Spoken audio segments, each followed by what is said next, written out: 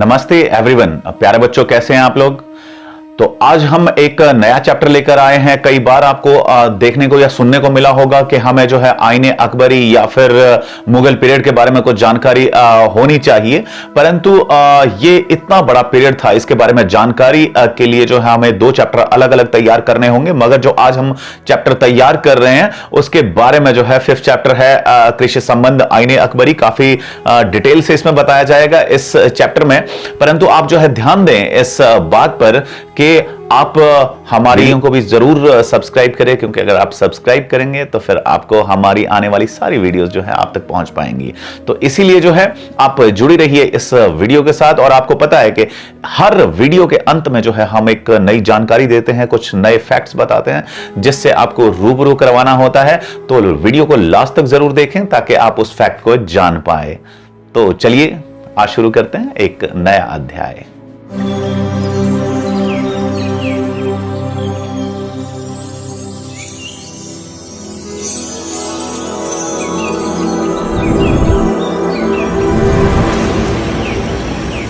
तो चलिए बच्चों, शुरुआत करते हैं आज एक नए अध्याय की जिसका नाम है कृषि संबंध आईने अकबरी। तो कृषि संबंध हमें रिलेशन जो है वो पीरियड देखना है जो 16 से 17 सेंचुरी के आसपास का काल था। ये था वो काल। तो हमें बात करनी है उसके साथ साथ जो है आईने अकबरी की, जो कि अबुल फजल ने लिखा था, उसके बारे में जानकारी आपको इस अध्याय में जानकारी देंगे। परंतु उससे पहले बच्चों ये जानना बहुत ज्यादा जरूरी है कि ये मुगल पीरियड है कौन सा, ये कौन सा काल था, क्योंकि हमने अभी कृषि संबंध जो है आईने अकबरी है इसके बारे में टोटली जो स्टडी करना है ये मुगल पीरियड ही स्टडी करना है। तो आपको जानना जरूरी है कि ये मुगल पीरियड है क्या। बच्चों, आपको पता है कि पानीपत का पहला युद्ध 1526 आपको याद होगा, आपने जरूर पढ़ा होगा।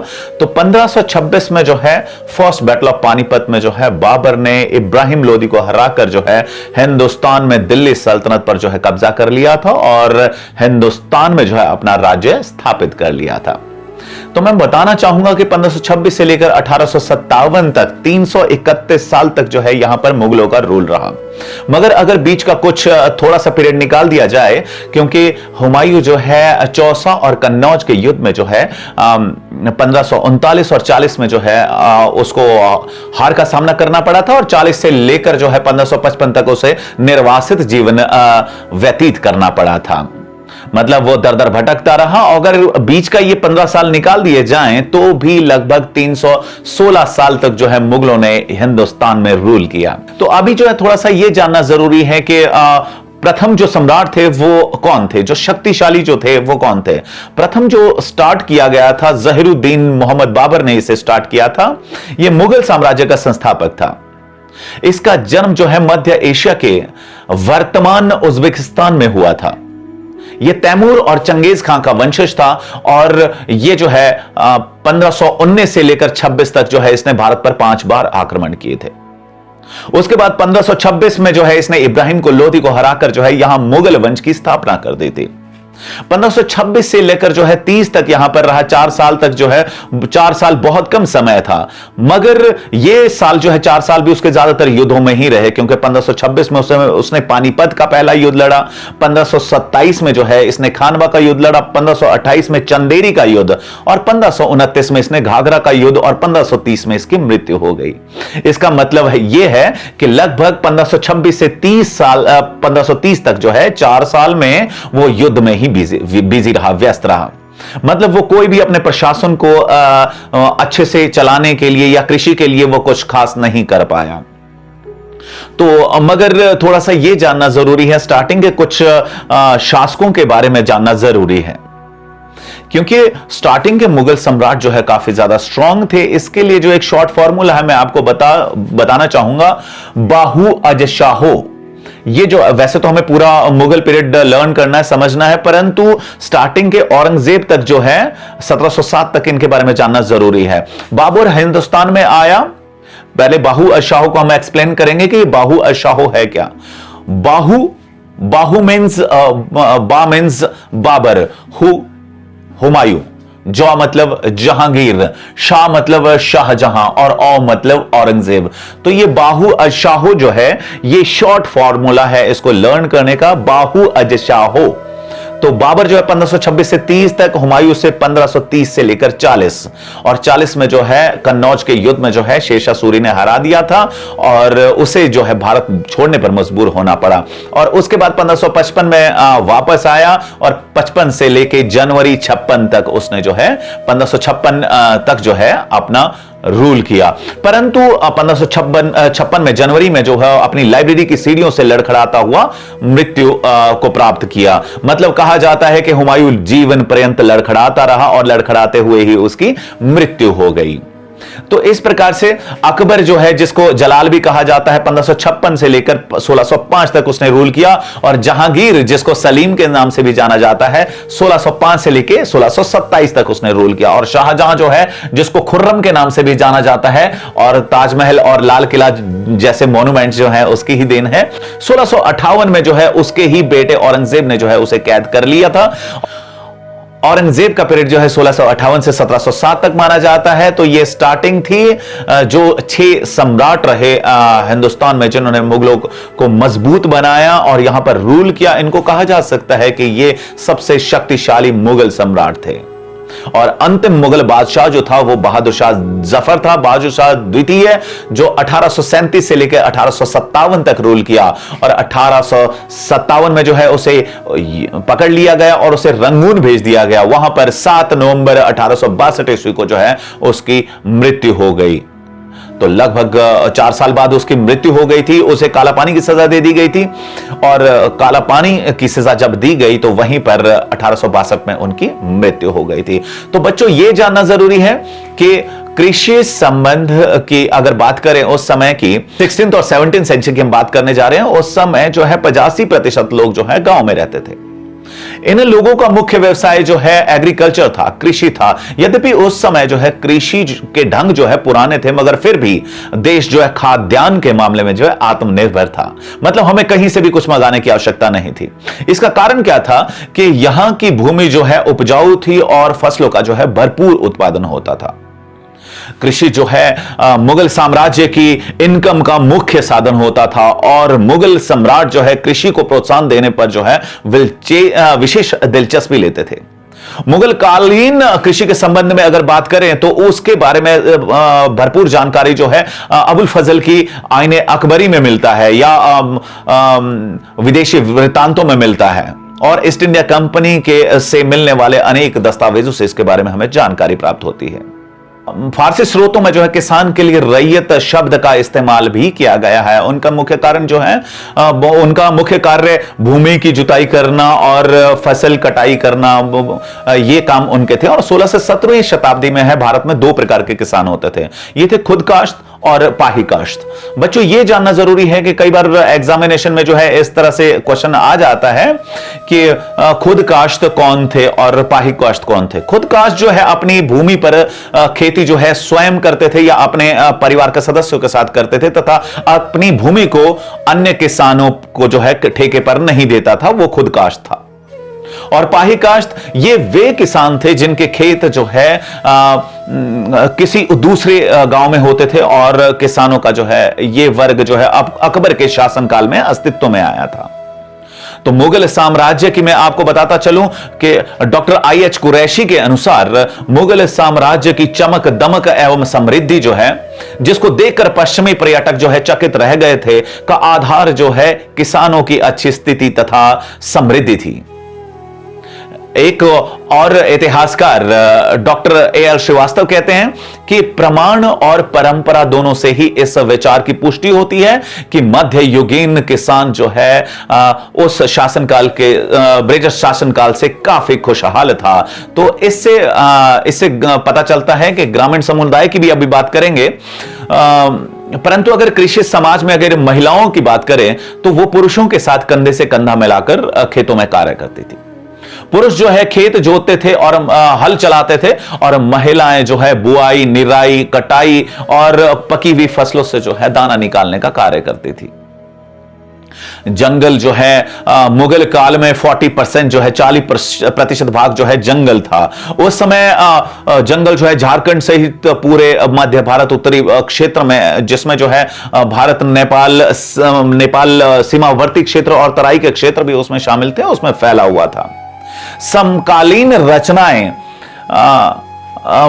रचनाओं में जो है इन लोगों के लिए जंगली शब्द का इस्तेमाल किया गया था, जो कि जंगल में रहा करते थे। पर जंगली होने का अभिप्राय जो है जंगली नहीं था, इसका आजकल जो है यही अर्थ निकाला जाता है। परंतु उस समय इस शब्द का प्रयोग ऐसे लोगों के लिए किया जाता था जिनका निर्वाह जो है जंगल के उत्पादों, शिकार एवं स्थानांतरीय खेती से होता था।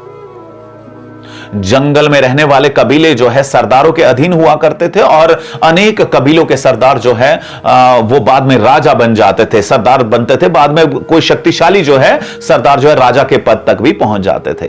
और इन जमींदारों और राजाओं को जो है अपने लिए सेनाओं की आवश्यकता होती थी, इसीलिए उन्होंने जो है अपने भाई बंधुओं और वंश के लोगों को जो है सेना में भर्ती किया था।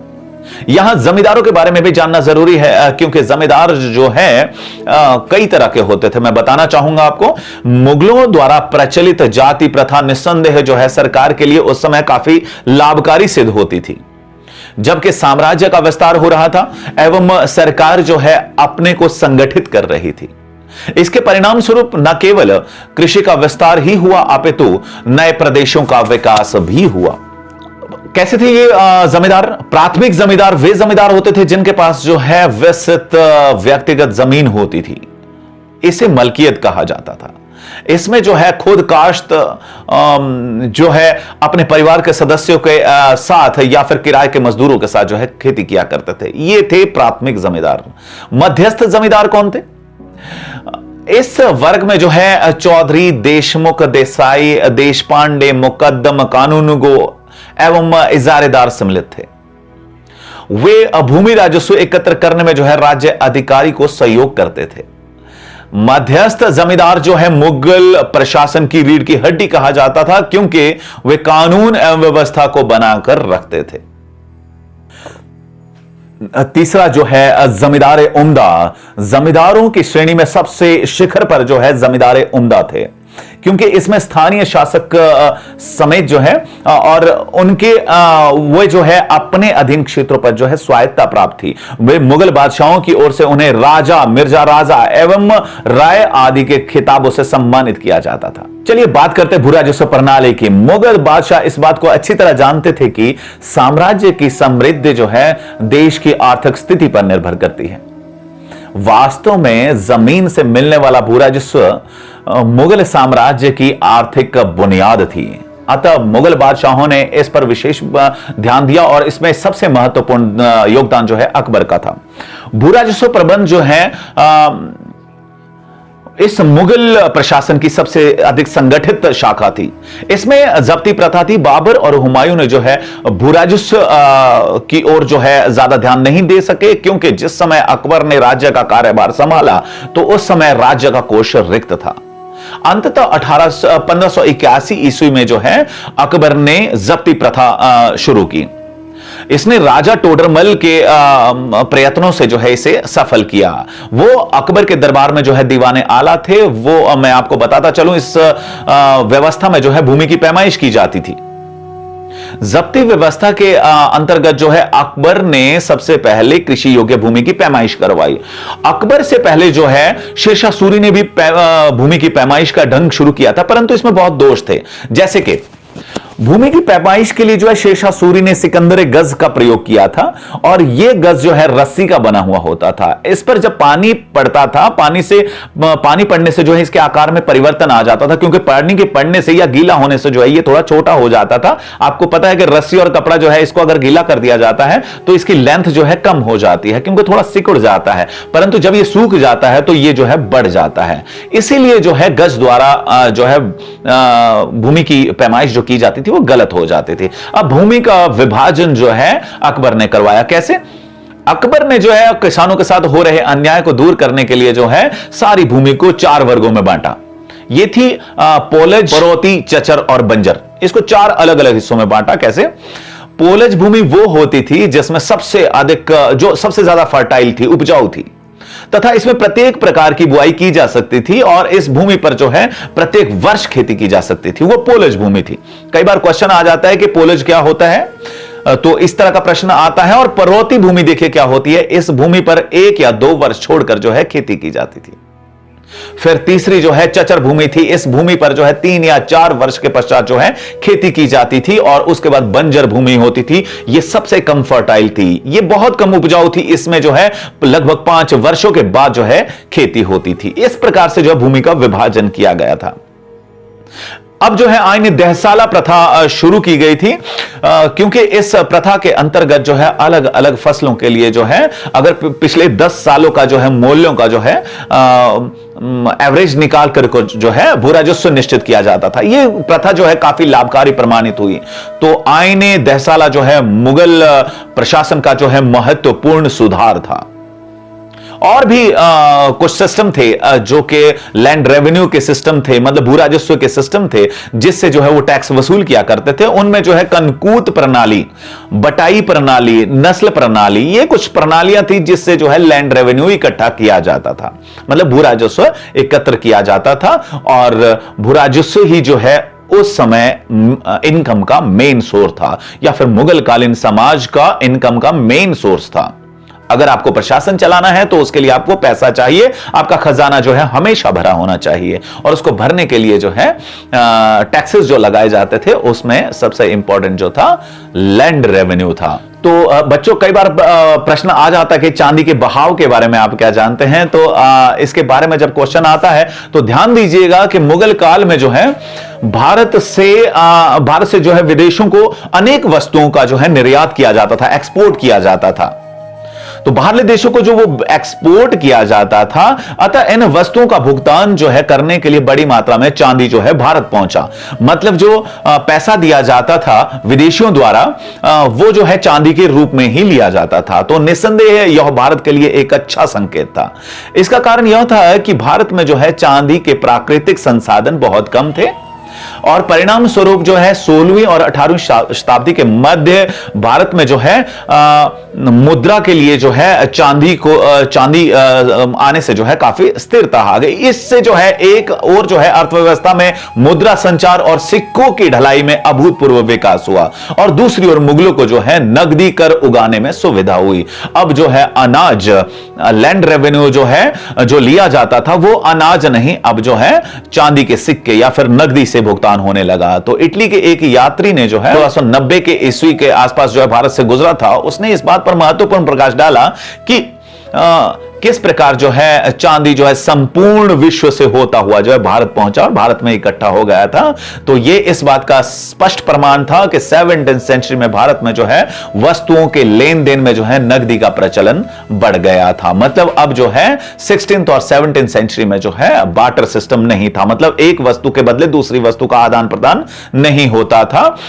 तो मतलब अब जो है लैंड रेवेन्यू जो है अनाज के बजाय पहले लिया जाता था अनाज और उसको गोदामों में रखा जाता था, परंतु अब ऐसा नहीं था, अब नकदी का प्रचलन जो है बढ़ गया था। तो जैसा कि मैंने आपको पहले कहा था कि इस चैप्टर का नाम है कृषि संबंध आईने अकबरी। तो कृषि संबंध के बारे में लगभग हम पढ़ चुके हैं, समझ चुके हैं, मगर अब जो है हमें अबुल फजल की आईने अकबरी के बारे में बात करना भी जरूरी बन जाता है। तो तभी इस चैप्टर का मेन मोटिव जो है समझ आता है। तो बच्चों आईने अकबरी के बारे में जानने के लिए जो है जानते हैं आईने अकबरी जो है अकबर के दरबारी इतिहासकार अबुल फजल का महत्वपूर्ण ग्रंथ है। इसे अबुल फजल ने लिखा है और इसे जो है 1598 ईस्वी 1598 में जो है इसे अकबर के शासनकाल के 42वें वर्ष में जो है इसे पूर्ण किया गया था। जब अकबर का शासनकाल पूर्ण शुरू हुआ था तो उसके 42वें वर्ष में इसे पूर्ण किया गया था और अबुल फजल द्वारा लिखे गए प्रसिद्ध ग्रंथ अकबरनामा की यह तीसरी जिल्द थी। अकबरनामा लिखा गया था, उसकी जो तीसरी जिल्द थी उसका नाम जो है आईने अकबरी है। इस पॉइंट को जरूर याद रखिएगा बच्चों। इसका मुख्य उद्देश्य जो है अकबर के साम्राज्य की जो है एक ऐसी तस्वीर प्रस्तुत करना था कि जहां एक मजबूत सत्ताधारी वर्ग जो है सामाजिक मेलजोल बनाकर रखता था और इसे जो है शाही नियम कानून के सारांश एवं साम्राज्य के एक राजपत्र के रूप में संकलित किया गया था। यह 5 दफ्तरों में विभाजित था। इसमें मुगल प्रशासन पर बहुमूल्य प्रकाश डाला गया है। आईने अकबरी को जो है कौटिल्य के अर्थशास्त्र के पश्चात किसी भारतीय द्वारा ऐतिहासिक महत्व की लिखी गई दूसरी सबसे महत्वपूर्ण पुस्तक है। इस प्रकार की पुस्तक का जो है यूरोपीय ऐतिहासिक साहित्य के इतिहास में पाया जाना बहुत कठिन है। आईने अकबरी जो है 5 दफ्तरों या फिर 5 भागों में विभाजित है। इसमें प्रथम जो दफ्तर है उसे मंजिल आबादी कहा जाता है। दूसरा जो है दफ्तर जो है सिर्फ आबादी है, और तीसरा जो है मुल्क आबादी है। इस तरह से आईने अकबरी के चौथे दफ्तर में जो है उसके समाज और साहित्यिक गतिविधियों का उल्लेख किया गया है, और इसमें विशेष तौर पर जो है इसके हिंदुओं के धर्म दर्शन पर विशेष बल दिया गया है। मतलब हर दफ्तर या फिर हर जिल्द में या फिर हर कॉपी में जो है अलग अलग प्रकार की चीजें लिखी गई हैं। जैसे कि प्रथम दफ्तर में जो मंजिल आबादी जिसको नाम दिया गया है, उसमें जो अकबर के दरबार, शाही परिवार एवं उसकी देखभाल, टकसाल जहां पर कॉइन्स या सिक्के बनाए जाते थे, खाद्यान्नों के मूल्य, शाही अस्तबल एवं शाही शस्त्रागार का वर्णन किया गया है। दूसरे दफ्तर जिसे इससे पे आबादी कहा गया है, उसे सैनिक व्यवस्था, उनके वेतन के संबंध में जो है विस्तृत जानकारी दी गई है। तीसरा दफ्तर जो है मुल्क आबादी है। यह एक महत्वपूर्ण भाग है क्योंकि इसमें साम्राज्य और सूबों की वित्तीय स्थिति एवं राजस्वों की दरों की विस्तृत जानकारी दी गई है। इसमें प्रत्येक सूबे, सरकार, परगना एवं महल की कुल मापी गई जमीन एवं निर्धारित भूराजस्व की राशि के बारे में लिखा गया है। मेरा कहने का मतलब यह है कि आईने अकबरी जो है सरकार के संगठन एवं लोगों के दर्शन तथा साहित्य का इतना विस्तृत और मार्मिक वर्णन किया गया है जितना कि मध्यकाल के इतिहास लेखन में कहीं पर नहीं मिलता है। तो इसमें कोई संदेह नहीं कि आईने अकबरी में जो है कुछ कमियां भी थी। सभी सूबों से संबंधित दिए गए जो आंकड़े हैं वो एक ही प्रकार के नहीं हैं, फिर भी इसके ऐतिहासिक महत्व को नजरअंदाज नहीं किया जा सकता या फिर इसे जो है कम नहीं आंका जा सकता। तो ये आपने इस चैप्टर में पढ़ा। तो चलिए वक्त हो चला है आज के फैक्ट को जानने का। तो आज का फैक्ट है कोहिनूर हीरा। जी हां, कोहिनूर हीरे का भले ही मतलब जो है रोशनी का पहाड़ होता हो, परंतु यह जो है कहा जाता है कि मुसीबतों से कम नहीं है, क्योंकि इस कोहिनूर हीरे की वजह से न जाने कितनी ही सल्तनतों को जो है नेस्तो नाबूद होना पड़ा। जी हां, मैं बिल्कुल सही बता रहा हूं, क्योंकि जो मिथक बताए जाते हैं वो बताया जाता है कि ये हीरा जो है शापित हीरा था। ये जिस भी सम्राट के पास रहा, जिस भी किंग के पास रहा, उस साम्राज्य का अंत हो गया। ये शापित माना जाता है, और ये जो है हिंदुस्तान के आंध्र प्रदेश के गोलकुंडा की खान से निकाला गया हीरा था, परंतु ये हिंदुस्तान से होता होता जो है इंग्लैंड पहुंच गया, क्योंकि ये सिखों के पास, और जब सिखों को यहां पर हार का सामना करना पड़ा अंग्रेजों द्वारा, तो अंग्रेज इसे अपने साथ ले गए थे। और प्रेजेंट में ये जो है महारानी एलिजाबेथ द्वितीय के क्राउन में, ताज में लगा हुआ हीरा है। और इस हीरे के बारे में अगर मैं आपको मेन फैक्ट बताऊं तो आप हैरान हो जाएंगे। जी हां, इस हीरे की कीमत 150,000 करोड़ है।